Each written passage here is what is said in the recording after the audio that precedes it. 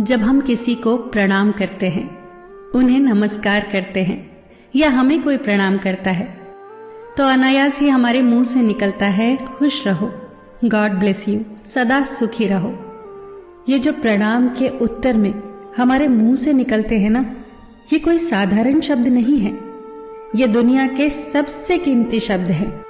आजकल हम इन बातों को महत्व देना बंद करते जा रहे हैं, पर यकीन मानिए, जो प्रणाम के जवाब के रूप में आशीर्वाद हमें मिलता है या हम किसी को देते हैं, वो 100% चमत्कारिक शब्द होते हैं, बेशकीमती शब्द होते हैं। एक बहुत प्यारी कथा कहने जा रही हूं। महाभारत का युद्ध चल रहा था।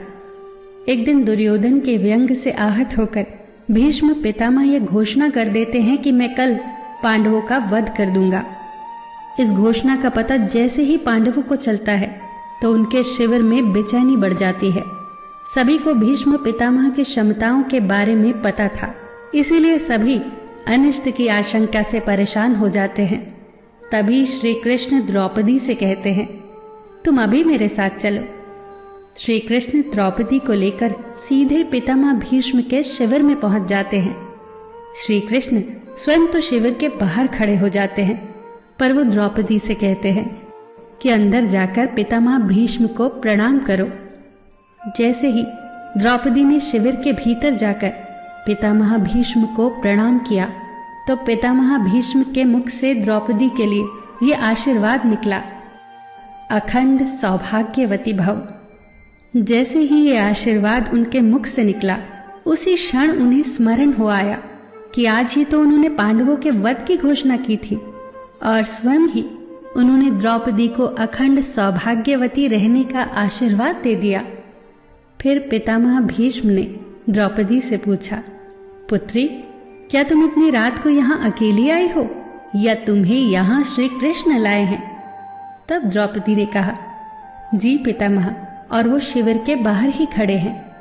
शिविर से बाहर निकलकर दोनों ने एक दूसरे को प्रणाम किया और पितामह भीष्म ने कहा, मेरे एक वचन को मेरे ही दूसरे वचन से काटने का काम केवल कृष्ण ही कर सकते हैं। शिविर से वापस लौटते समय श्री कृष्ण ने द्रौपदी से कहा, तुम्हारे एक बार जाकर पितामह को प्रणाम करने से तुम्हारे पतियों को जीवन दान मिल गया है। अगर तुम प्रतिदिन भीष्म, धृतराष्ट्र, द्रोणाचार्य आदि को प्रणाम करती होती और दुर्योधन, दुशासन आदि की पत्नियां भी पांडवों को प्रणाम करती होती, तो शायद इस युद्ध की नौबत ही न आती। जो हर घर में कलह कलेश का वातावरण रहता है, वो कहीं न कहीं इस बात के मूल से जुड़ा है कि हम संस्कार भूलते जा रहे हैं। हम जाने अनजाने अपने बड़ों की उपेक्षा करने लगे हैं। याद रखना कि हर चीज पैसे से खरीदी नहीं जा सकती, और ये भी याद रखना कि हर बात का जवाब गूगल से नहीं मिलता। उसके लिए बुजुर्गों के पास भी बैठना पड़ता है।